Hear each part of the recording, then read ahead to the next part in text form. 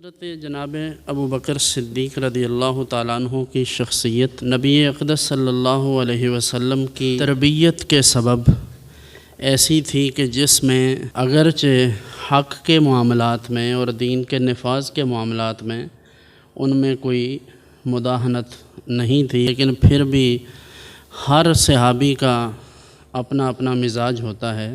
تو جناب صدیق اکبر کا مزاج وہ رفق والا تھا، نرمی والا تھا اور محبت والا تھا۔ میں چند باتیں جو ان کی خصوصیات ہیں اس پر اور جو ان کی سیرت طیبہ کے حوالے سے ہیں وہ عرض کروں گا۔ امام جلال الدین سیوطی علیہ الرحمہ نے یہاں اولیات جو آپ کی لکھی ہیں کہ سب سے پہلے ظاہر ہے وہ سابق الاسلام تو ہیں ہی، سب سے پہلے مسلمان ہونے کا شرف بھی انہیں نصیب ہوا، وہی پہلی شخصیت ہیں جنہیں خلیفۃ الرسول کے لفظ کے ساتھ یاد کیا گیا۔ پھر اس کے بعد آپ ہی خلفاء میں سے واحد خلیفہ ہیں، یعنی تمام خلفاء راشدین میں سے، کہ جنہیں ان کے والد گرامی کی زندگی میں خلافت ملی اور ان کے والد زندہ رہے۔ اور پھر جیسے ہی آپ مسند خلافت پر جلوہ فرما ہوئے تو حضرت فاروق اعظم رضی اللہ تعالیٰ عنہ نے ایک دن دیکھا کہ حضرت ابوبکر صدیق بازار میں جا رہے ہیں، کچھ چادریں ہاتھ میں اٹھا رکھی ہیں۔ حضرت فاروق اعظم نے ان سے پوچھا کہ آپ کہاں تشریف لے جا رہے ہیں؟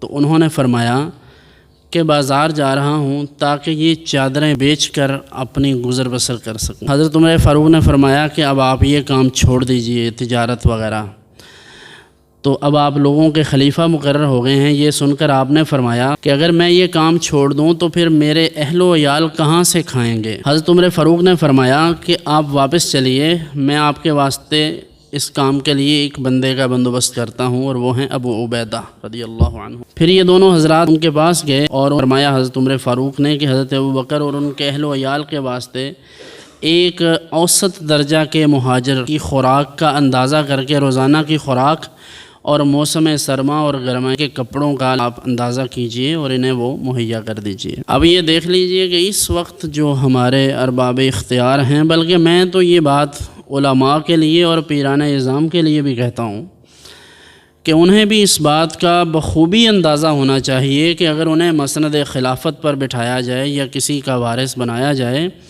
تو وہ یہ دیکھیں کہ ہماری حیثیت کیا ہے، جو ہمارے آباء و اجداد نے ہمیں ترکہ میں دیا ہے، کہیں وہ لوگوں کے وہ نذرانہ جات تو نہیں جو لوگوں نے دین کی خدمت کے لیے وقف کیے تھے۔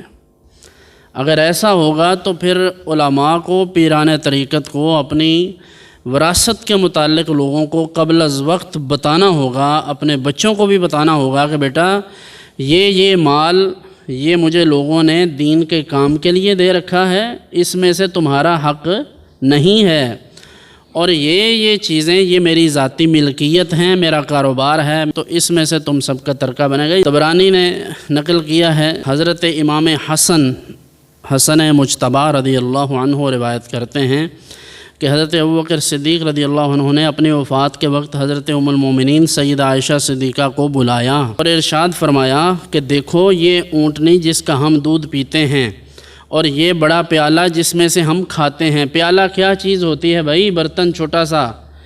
دیکھیے یہ ہے سیرت، نام لے کر ان کا نعرے لگانا یہ چیزیں اور ہیں، لیکن سیرت دیکھیے، اسوہ دیکھیے۔ یہ امیر المؤمنین ہیں، یہ خلیفۃ الرسول ہیں، روئے زمین پر ان جیسا کوئی اور نہیں ہے۔ وہ فرما رہے ہیں کہ یہ وہ پیالہ جس میں کھاتے پیتے ہیں اور یہ چادر جو میں نے اوڑھی ہوئی ہے، فرماتے ہیں یہ سب بیت المال سے لیا گیا ہے، یعنی یہ مسلمانوں کے اموال سے تھا۔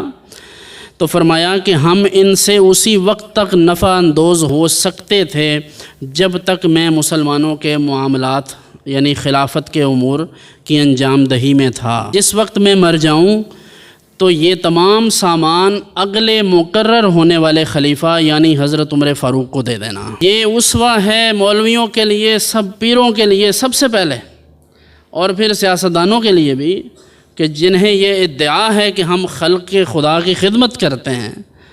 خدمت تو یہ ہوتی ہے بھائی، ساری قوم کے خزانے لوٹ کر دوسرے ممالک میں جمع کروا دو اور لوگوں کو بیچاروں کو 10 20 سال کے بعد ایک سڑک بنوا کر کہو ہم نے تم پر احسان کیا ہے۔ اللہ کی پکڑ سے ڈرنا چاہیے۔